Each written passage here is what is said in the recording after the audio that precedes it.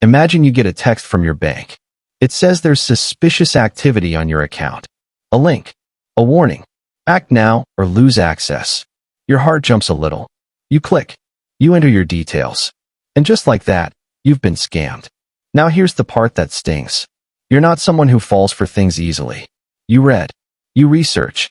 You fact-check. You've literally laughed at those Nigerian prince emails before. So what just happened? Here's the uncomfortable truth. Intelligence has almost nothing to do with falling for scams. In fact, in some cases, being smarter might actually make you more vulnerable. And today we're going to find out exactly why. Scams aren't a fringe problem. This isn't something that only happens to other people. In 2023, Americans lost over $10 billion to fraud. And that's only what gets reported. The average victim loses thousands of dollars. And the fastest growing group of fraud victims? Adults under 40. Not elderly people. Not people who don't understand technology. Young, educated, digitally fluent people. So this isn't about being naive. Something deeper is going on. Here's what you need to understand first.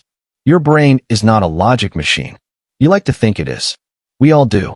But your brain is actually a prediction engine. It's constantly taking shortcuts to save energy. These shortcuts are called cognitive biases, and they evolved over millions of years to help you survive. The problem is, scammers figured out exactly which buttons to push. Let's walk through how it works. The first weapon scammers use is called urgency. This offer expires in 10 minutes. Your account will be locked in 24 hours. Act now before it's too late. Sound familiar? When you feel urgency, a part of your brain called the amygdala kicks in. It's your threat detector. And when it fires, your rational thinking takes a back seat. You stop analyzing. You start reacting. It's the same feeling as almost stepping off a curb into traffic. You don't think. You just jump. Scammers want you in that mode. Because in that mode, you trust your gut over your logic. And your gut can be fooled. The second weapon is authority. Humans are deeply wired to trust authority figures. It goes back tens of thousands of years. Back then, ignoring the tribal elder could get you killed. Following the leader kept you safe. That instinct is still running in the background of your brain today. So when a scammer poses as your bank, the IRS, or even your boss, your brain instinctively lowers its guard. There's a famous psychology experiment from the 1960s. Stanley Milgram asked ordinary people to administer what they thought were electric shocks, just because someone in a lab coat told them to. Most of them did it. The costume worked. The authority signal worked. Scammers know this. They use it every single day. Now here's where it gets really interesting. Smart people fall for scams at surprisingly high rates. And researchers think they know why. It's called overconfidence bias. The smarter you are, the more you trust your own judgment. The more you trust your judgment, the less carefully you examine things. Think about it. A person who already doubts themselves checks twice. A person who's confident in their intelligence, they often skip the check entirely. There's even a term for this in psychology. It's called intelligence as a liability. Your brain says, I would know if something was wrong. And that feeling of certainty is exactly what the scammer is counting on. Here's a mini story to make this real. Dr. Patricia Shelby, a retired chemistry professor, lost $400,000 in a romance scam. She knew about manipulation. She taught critical thinking. But over 18 months, a scammer built a relationship with her. They were patient, warm, consistent. And they made her feel something real. By the time money entered the picture, she wasn't making a financial decision. She was making a relationship decision. That's a completely different part of the brain. That brings us to the third weapon, emotional activation. Scammers don't just hack your logic. They hack your feelings. Fear, love, excitement, sympathy. These emotions don't just influence your decisions. They replace your reasoning. When you're afraid your account is being drained, you're not analyzing URLs. When you're in love, you're not Googling red flags. When you're thrilled about winning a prize, your skepticism is on vacation. Emotion and logic don't operate at the same level. And scammers know exactly how to flood the emotional side first. So now let's talk about the modern twist. Today's scams aren't built by one lonely guy in a basement anymore. There are entire organized operations, some employing hundreds of people. They use psychological scripts, AI/B testing, and now, artificial intelligence. AI can now clone someone's voice from a 3-second audio clip.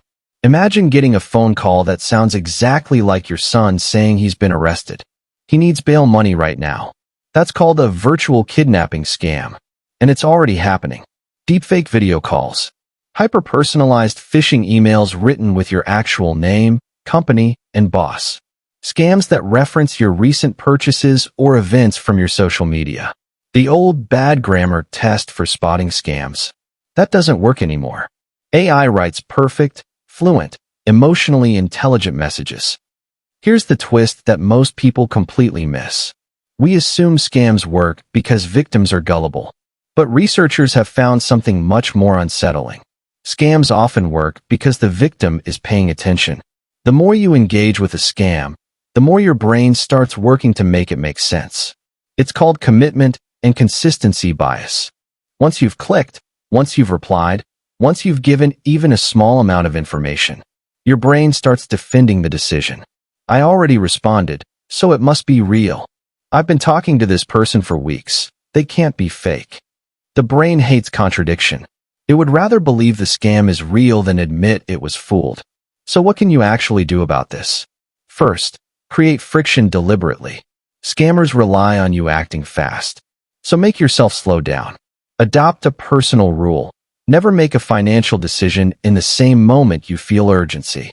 Give it 20 minutes. Call the company directly. Look up the number yourself.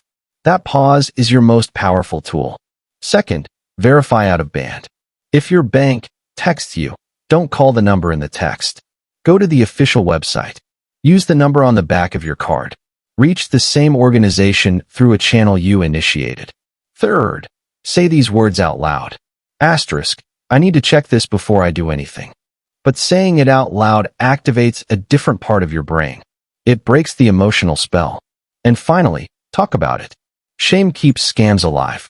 Most victims don't report because they're embarrassed. But the moment you tell someone, you invite outside perspective. An outside perspective is the one thing scammers can't control. Falling for a scam doesn't mean you're weak. It doesn't mean you're old, or uneducated, or behind the times. It means you're human. Your brain was built for a world without deep fakes, AI voice cloning, and coordinated psychological manipulation operations. The people who never fall for anything aren't smarter. They're just luckier, or they haven't been targeted yet. Because the real edge these scammers have, they get to practice every single day. They test. They refine. They adapt. Most of us only face this once. So the smartest thing you can do isn't to trust yourself more. It's to build systems that work even when your brain is tricked. Slow down. Verify talk. Because your brain is brilliant. But even brilliant things need a backup plan.